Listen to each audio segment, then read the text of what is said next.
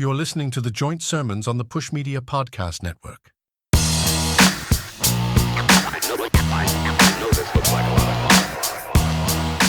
So my understanding is you're jealous of MrBeast.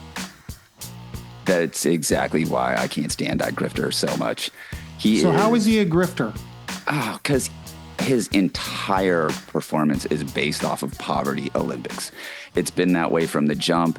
It's continued to be that way. He just exploits less fortunate people under the guise of helping less fortunate people. And it's just clickbait or for likes or for ad revenue. He doesn't, like, you could say whatever you want about like his other charities, but his main tool is just exploiting people. And his new Prime show that he has called Beast Wars or something like that is just a prime example. Hey, wordplay, bars, of how awful he is. Like, there's a bunch of reports coming out now about this show where like 2,000 people vie for like $5 million, right?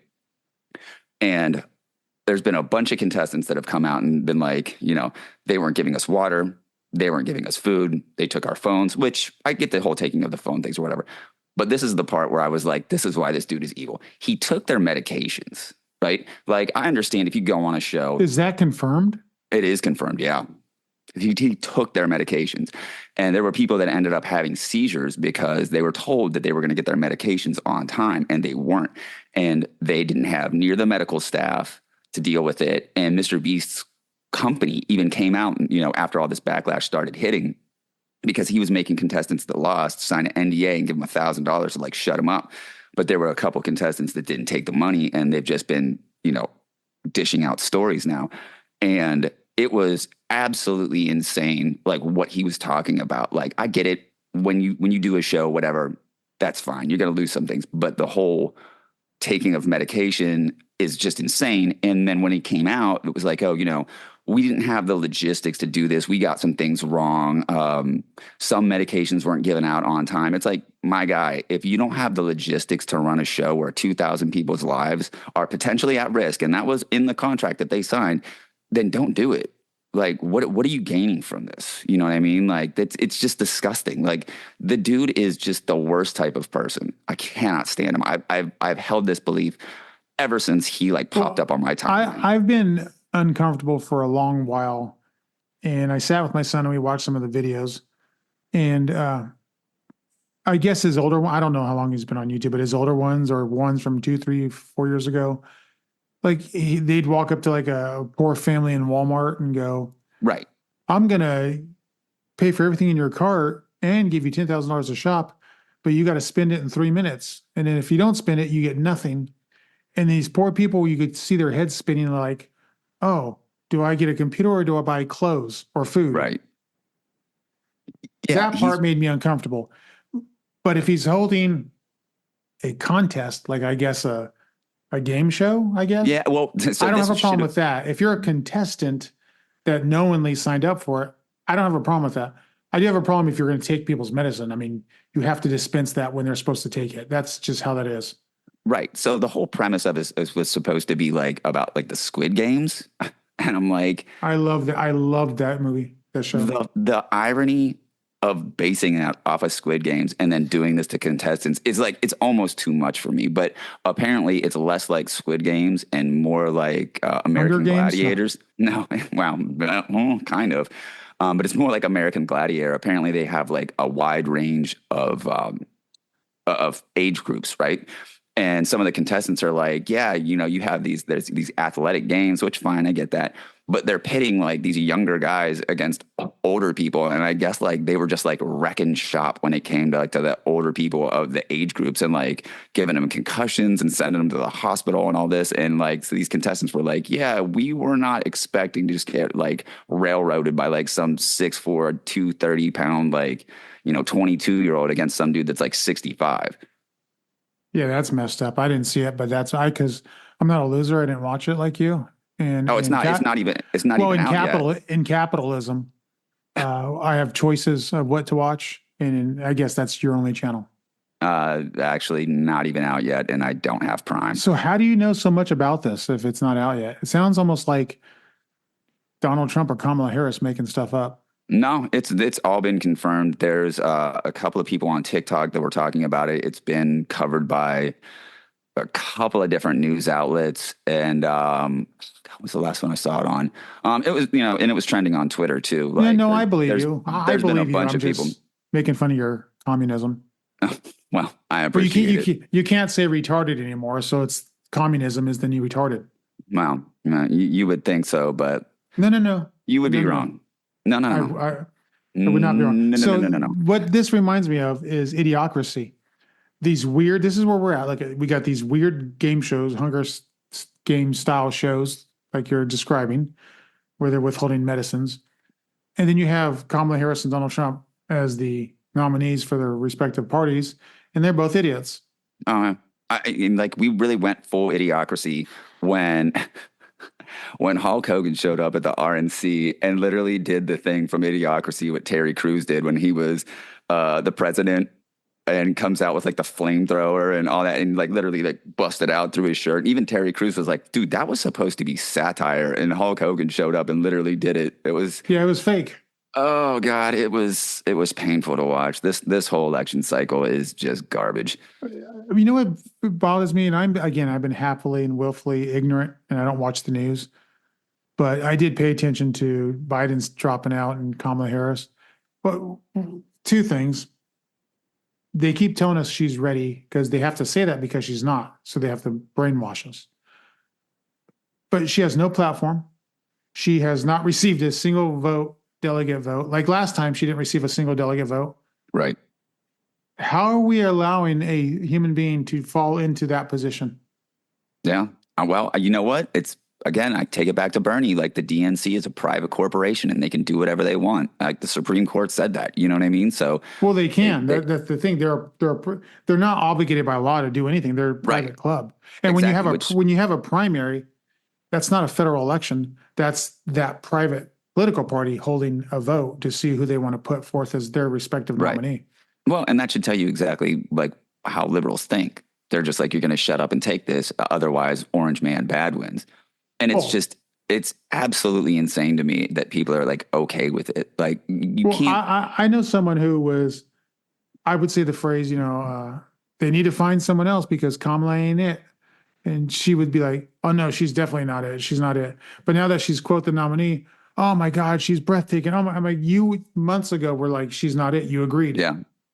Yeah. Oh, I am in the same boat with some of my friends, and I'm just like, but why? Like, and that's the thing. There's no policy. Like, or if I do get a response, it's like, oh, well, it's Biden's policy. Okay, well, I disagree with Biden's policy. Oh, but you're still going to vote for it, right? No, I'm voting third party. Like, I'm not. She's dumb. She's dumb. It's the every 4 years. This is the thing that's going to save democracy. Really? How did it save democracy when your vote didn't even count for the person that you have to vote for? Well, you know what it was too is this. Barack Obama's going to take our guns. He didn't even try. Donald Trump's not going to leave. Well, he did. He was a baby about it, but he did. Everybody always threatens us with, want to know a scary thing from a movie that's going to come true? Well, it's going to happen this election with my opponent. No, it's not. The odds, it's going to one day because that's how history works.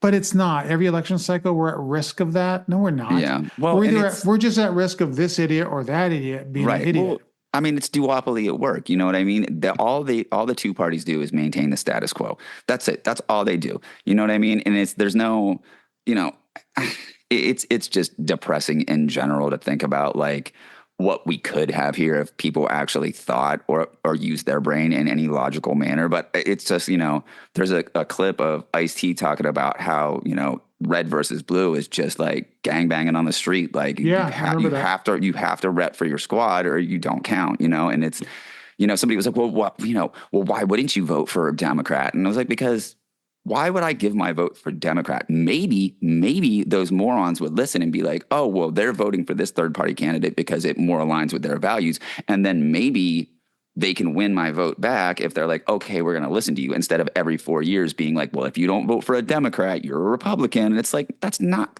a way to gain votes. If you don't vote for me, you're not black, Jack. Yeah, it's so dumb. It's like you claimed you want all these progressive ideologies, but it's like they're the same. They're the same party. They're Hey, what a about uniparty Joe at this point. Biden the other day saying that, basically it's the KKK with Donald Trump? But Joe Biden's got one of the most racist records since Yeah. he's been in Congress. Well, I see, like, go back, I mean, go back and look at who his homeboys were. Like, Well, that it's, and his racist crime bill. yeah.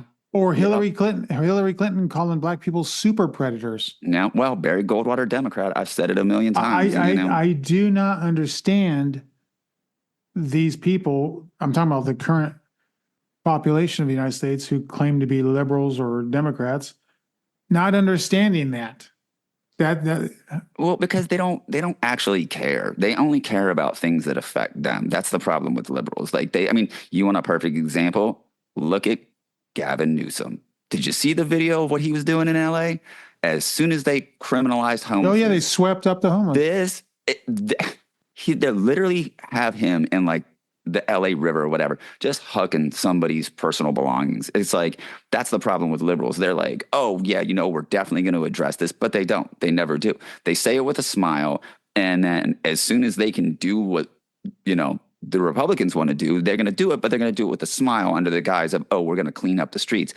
But where are you going to put these people? Like, that's the thing. If you're a liberal and you have progressive ideologies, then you should be worrying about where these people that don't have homes can actually go, instead of just being like, well, gotta back Gavin, which, for the record, I've never voted for that dude. I hate him.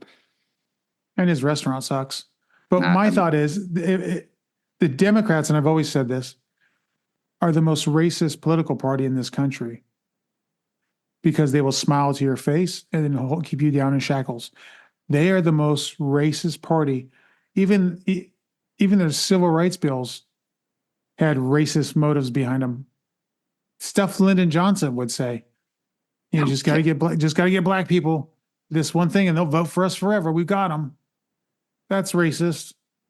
It's just it reminds me of Malcolm X when he said he has more respect for someone who calls him the N-word to his face because that man said it to his face versus the person that talks behind his back. He has more respect for that, which is valid. That's valid. Yeah. Oh no, that's for sure. Well, and that's living in the South, like, overt racism is there, but when I moved north, it was like, oh, I remember my first year in Pittsburgh, the Klan had a rally because Pittsburgh was one of the most segregated cities in the North. It's like, I literally left the South to come north, and the first thing that I get there, I'm greeted by a Klan rally. Yeah, but I'm saying that's you know what I mean? It's more hidden, and when it's in certain places, you know what I mean? That's Pittsburgh. Pittsburgh doesn't count. I've never met a single good person that came out of Pittsburgh at all. Not a single. I don't know one single human being alive on this planet who has come out of Pittsburgh. You know what? I'm going to make you eat those words. I know. Do you hate Mr. Rogers? I know you were going to say Mr. Rogers, because everybody says Mr. Rogers. But no, I was actually just trying to clown on a friend who's going to listen to the podcast and then text bomb me some rude, F words. But look, that's the city and area in the region that, goes for Fetterman. Where does he fit in the Idiocracy? Oh, Jesus. Speeding and crashing and wearing his hoodie? Maybe like the dude that is at Costco, where he's like, welcome to Costco. I love you. I don't know. But what's weird? I generally do not like suits. I do not care. I do not want to wear one. I don't want to have a job where I must wear one. But I do recognize they're appropriate at times. I think everyone does, right? Kind of maybe when you're getting married, or maybe if you have to go to court, you show up and be polite and say yes, sir, and your honor, and try to get out of there. Those kind of things. Sure. Or I want my attorney to show up in a suit. Yeah. Otherwise I don't want him. And I don't care that he wears shorts and hoodies, and it's because of his size. Totally get it. But also, big and tall stores exist. And there's no reason you can't, when you're given a vote on the floor, just wear your freaking suit and move on. I just feel that way. Now, I'm talking about for official duties, like on the floor. Right. Otherwise, I don't care. Walk around in your hoodie and I do not care. Yeah. But I don't know. He doesn't seem to want to care. Oh, he wants to care for certain reasons. Well, yeah. And then he wants to drag things. Dude, Benjamin Netanyahu came and addressed Congress. Oh, he bent the knee hard for that one. He put a brand new suit on him, which looked quite nice. And he was sitting next to people that A lot of people thought he shouldn't have been sitting next to during that speech. Well, he needed that APAC money. Like, Well, those when they do that, there's not assigned seating, so a lot of these people get there early and sit in their seats, so they get it. Those people chose to sit next to each other. This dude, he fooled everyone, I think. yeah, you know what? I mean, I think you're right. I think he played the progressive grift until he realized that once he got to, once he got to DC, he's like, okay, I can drop this now. You know what I Sure, mean? why not? He'll just toe the line and he'll keep getting elected for 50 years. Yeah, we'll see. I don't know. I know I still have some friends back in Pittsburgh, and that dude, I mean, I don't know who's gonna, challenge or whatever, but yeah, we'll see. I don't know. I mean, Well, who are the Democrats going to allow to challenge him? right, exactly. And that's the thing. So, and It'd be ironic if it was his wife. No, that would be the funniest thing ever. Let's make a pact. If she leaves him and runs against him for his seat, we both go there temporarily and put up yard signs. Absolutely. I'm not even kidding. I would go door to door. Same. I would go door to door. In a tuxedo Absolutely. T-shirt, giving out. Yes. I don't care. Yes, I'm with it. If that happens, if she leaves him, I will absolutely fly to Pittsburgh with you, and we will go put up yard signs because it will literally be the funniest thing ever. And I generally don't judge people how they meet their spouse because it just happens, right? But she was a constituent of his when he was mayor, and went to and called and asked for an appointment because she had some gripes. And then when she was reading off her list of gripes to him, he asks her out to dinner. Yeah, that's kind of weird. I always thought you're at your job, dude. Like that's what I'm saying. You're sitting at your desk, your mayor's desk. Yeah, you live in the same city, like, and Braddock's not big. You know what I mean? It's like it wouldn't have taken much for him to run into her at the grocery store. Dude, he could have waited till it was done. Right. She had her say because you allowed her. I always wondered if she was able to address what she wanted to address. Well, I guess we'll never know until she runs. Well, what do you mean by run? Like leave? Well, yeah, exactly. But he tricked everybody. But we are in an idiocracy. Like we have him. He speeds and causes car accidents and hurts people. And then we have, Joe Biden's got dementia. No one will say it. But then you're an ageist or some kind of prick if you say it. And then you have people now saying, and then you got Donald Trump acting like Donald Trump acts, which, by the way, the whole new thing is, Joe Biden and Donald Trump are only a couple years apart. Donald Trump is so old, he's not fit for presidency. Okay, I get what you're trying to do. As much as I don't like that man, he doesn't have dementia. Right. That was the complaint against Biden. He had dementia. Right. They won't, they're not even honest enough to say that. Well, no one cared about Joe Biden because of his age. You know what I mean? People cared because he'd be like, oh. Yeah, I mean, if you have pudding for brains, like that's going to be an issue when you have nuclear codes and whatnot. But I mean, like I said, this it is truly idiocracy, and we are just living on the weirdest timeline, like JD Vance and couches and First of all, come on. Okay, I said it last show, but there is a furniture store somewhere in the Midwest. Yes. That put his picture up on the sign and said, "Do not let this man in the store," which is absolutely hilarious.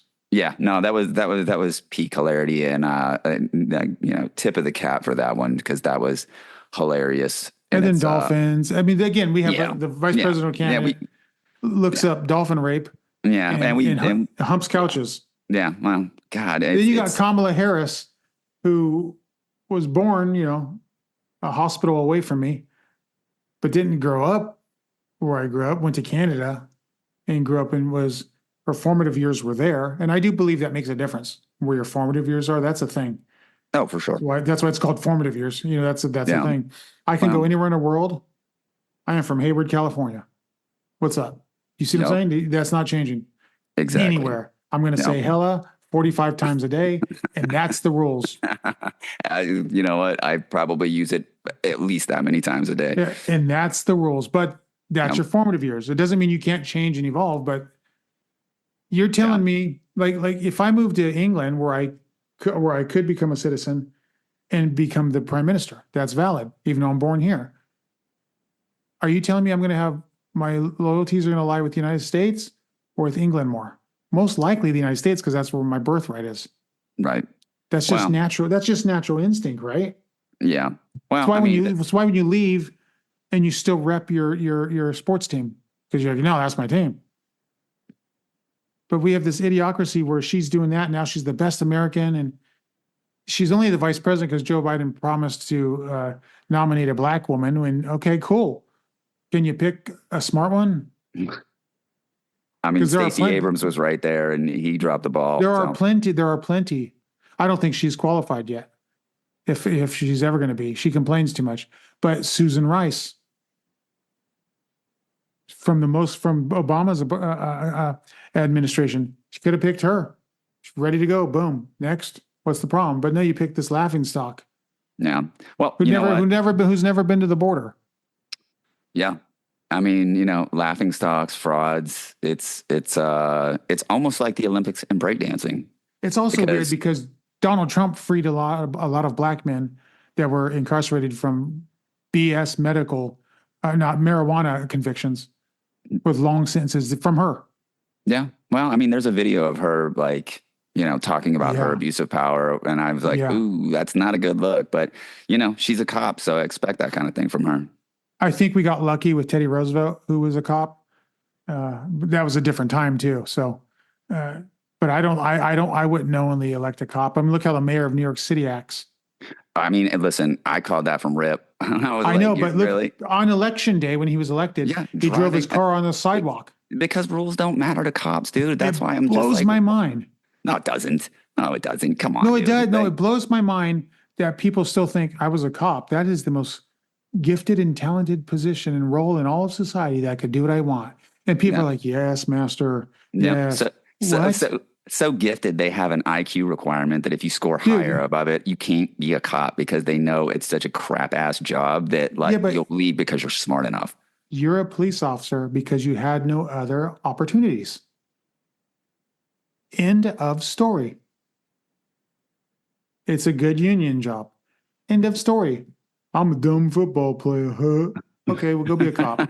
That's all it is. Yeah, I definitely went to school with some kids like that. That's for sure. There is no one who's smart or high IQ or a thinker or wise or articulate that's like, I'll be a police officer. No one does that. No one does that. And there's no one like that who wants to be like an attorney. No, they don't. They're just some self-centered, egotistical people who like to argue. I mean, and there's no politician that qualifies for that anymore. No. I'm sure. Well, let me take that back. There's so many politicians in this country. I'm sure there has to be, by the sheer math of it, people in Congress that are like valid and they'll never be heard and they'll never do anything and they'll be out in 2 terms because they're not following the line. There has to be somebody that's elected to Congress and is like, well, I just want to get there and fight for healthcare or fight for this or do this. And nope, well, yeah, but then you're never going to be heard. Right. Well, that's because big money comes in and lobbyists are like, well, we understand you want people to have healthcare, but how would you like an RV instead? You know what I mean? Like it's disingenuous. It's awful. Would you like to fly to Europe for the summer and study their healthcare system on our dime? You mean go on vacation and tour Europe? Right. That's all that is. Hey, would you like to go to Africa and go on safari to learn about the African people? Like, what does the safari have to do with it? It's a vacation. You went on vacation for 2 weeks. Yeah, or they're, lobbying for cobalt mines or whatever mineral that they're trying to, extract from Africa. Did you see that? I can't remember who it was. He was like... It was Leonardo DiCaprio. No, wrong thing. But no, this guy was like, yeah, we're going to go to, Africa and exploit their resources. And like, you can tell he's like, oh my God, I said it out loud. And he like walks it back and he's like, I mean, we're going to talk with African nations about trade policies. And it's like, dude, you already said it. It was in a committee hearing somewhere and I'll find the video, but it was just I do believe the Freudian slip is 99% what you're actually thinking. Oh, absolutely. Now, that's, again, you could be distracted or... Oh, no, he wasn't distracted. He literally just said the quiet part out loud. Like if, yeah. Like he said exploited, and the look on his face was like, oh my God, I said it out loud. And then he like tried to walk it back real quickly and just like stuttered and stumbled and like tried to like, whitewash it in political language and just be like, oh, but what I really meant was, and like, no, dude, what you said was what you really meant. Like just own it. And let's be honest, everyone watching, you can tell if that's what you meant. We're not dumb. Everybody's right. That's just our human instincts. We could tell. Sure. Stop Yeah. it. Absolutely. It's like stereotypes. They're mostly true. Stop it. Get over yourselves. That's how they become stereotypes. Yeah. I mean, next thing you know, you're buying people will go ahead. Let me hear it. Next thing you know, you're buying an off-road vehicle, you're getting new rims and tires. You're really leaning into like full Mexican dad, and I love it. I'm here for it. Shut up. Bravo. But abso-freaking-lutely. I don't know. Maybe I got to put some lights on the back of it. Oh, absolutely. Yeah. Just go full on Cheech and Chong from Up in Smoke. Just get the shag carpet roof on there with the little danglies. Do it. No, that's never good. I will get me a little Mexican blanket though and drape it over the back of the back seat. You better. Dude, first of all, the Mexican blankets are so freaking warm and comfortable. It's not funny. Listen, my mom still has one in her trunk of her car to this day that we got when we lived in Mexico. So it was just like, yep, still there. Yeah. Maybe there's something to learn from that. What, keep a Mexican blanket in my trunk? Yeah, maybe there's a metaphor for something. To keep a Mexican in my trunk? No, that was racist. No. I said in my trunk, dude. It's like, all right, whatever. So how many Mexicans is too many Mexicans? I mean, silence, ladies and gentlemen. Yeah. He didn't want to. He was like, I will protect myself from the Freudian slip. There's no. I was going to say one. I know. That? Communism. Oh, I love it. So in communism, do you all share your Mexican? Yes. Yeah. It's just one communal Mexican for the whole group? Yes, that's it. Once a month they come over and we make tacos. It's fine. Dude, I'm going to need some tacos now. I need some like burnt end chicken tacos. Listen, there's a new spot in the area that makes burnt end tri-tip tacos, and it's got a cheese skirt. Like, I'm sure it will kill you in like 3 minutes, and I've had them before, and they're insane because they're smoked. Oh my God. Like, the first time I had them, I was like, oh, I can only eat this like 2 more times in my life or I'll die. Don't you love, though, when you have that one meal where you're like, and that's the one time I can eat it? Yeah, absolutely. I will do it once, and that's it. You know what grossed me out, though, is when we drove across the country once across I-80, there was a diner, and it was not a themed diner, but they had on their menu one of these like heart attack meals. 72-ounce like ribeye or something like that. Yeah, but it was like this burger, and it was like 5 pounds of hamburger. That's just and I'm like, that just feels gross. Like, come on, I couldn't eat it. Let's be honest, I couldn't eat that. I'm talking about who has a stomach to hold that?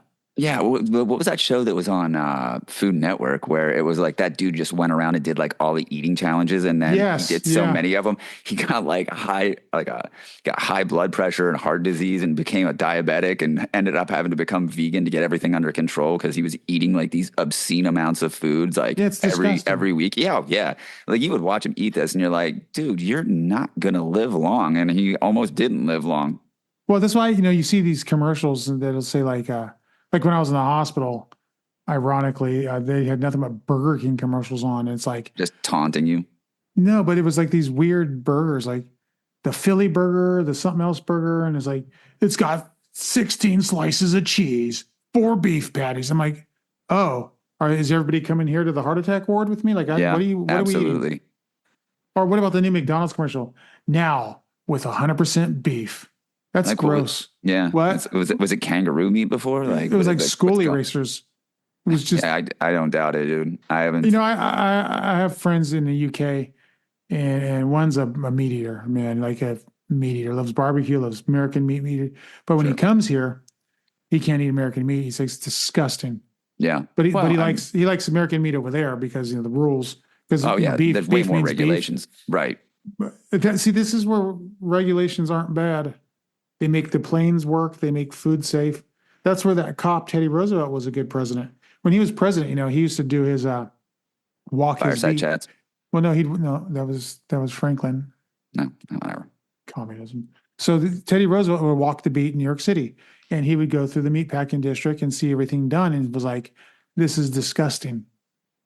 There's just people with pissing on the floor, and their hands are dirty, and they're touching No. blood, and there's rats on it. So when he became president, he was like, "This is what we're doing.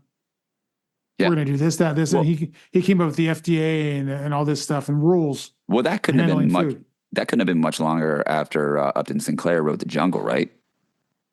No, I think it was right after that. I was going to say, because that one definitely, that book is, man, you read that and you're like, oh God.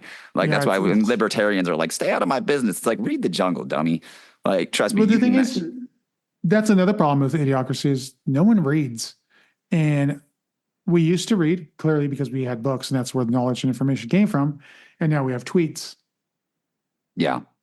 We have a former president of the United States who was on Twitter yesterday with Elon Musk on one of their spaces and to Elon Musk credit, he's like, "I'm inviting every presidential candidate to come on here, and we're going to ask the questions that people are posting on the tweets." Okay, that sounds like a good idea. If it's fair, okay, do it. I actually believe everybody should do it.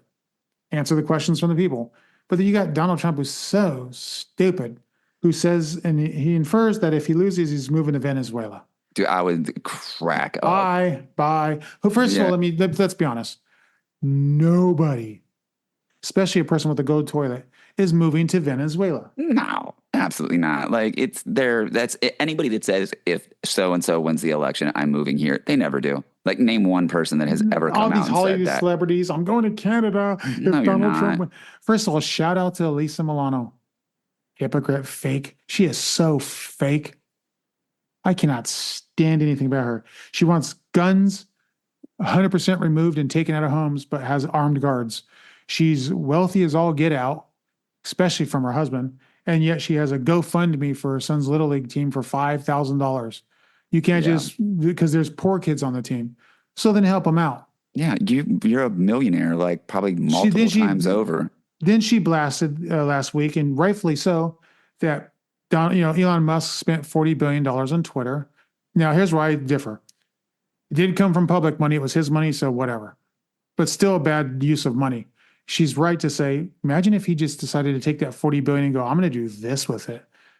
Oh, yeah, that would have been tremendous if the government, doesn't steal it and take it. Well, whatever. He could have made a lot. But at the same time, to her equivalency is you could have just fronted the $5,000 to the poor kids in the Little League team.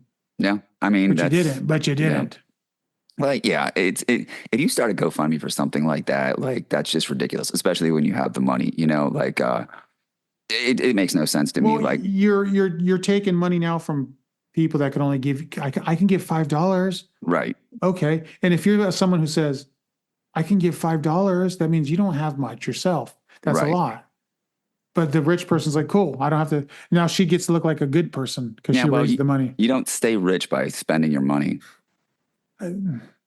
I mean, certainly not when buying tires and wheels and accessories. that's right, buddy. So You need into that. I'm trying to figure out what kind of sunglasses do I get, like Oakley's or Ray-Bans? And do they have to have those? Do they have to have those mirrored? You know what, dude? I think you got colorful to lenses? go like full on pit vipers with it. Honestly, Hey, I bought an orange hoodie. lean into it, grow the mullet out, get some pit vipers. No, but I bought an orange pullover hoodie, I'm proud of you. and I think it's going to go well with cargo shorts and hiking boots. Hey, listen, look, hey, I will not slander cargo shorts. Are you kidding? They are a staple in my outfits since the 90s, and they will stay there. Like, I They don't are care. a gift from God. I do not care. Look, I need pockets, bro. Like, I want shorts with pockets. I don't care. I'll die on that hill. Well, I need a pocket for my knife. Exactly. Now, that's just because I'm Mexican. Make of that what you will. I mean, I have a daily carry. It's like, there's some really dope knives out there. No, there are. But also, like I'm just, I got tired of the razor blades in my mouth.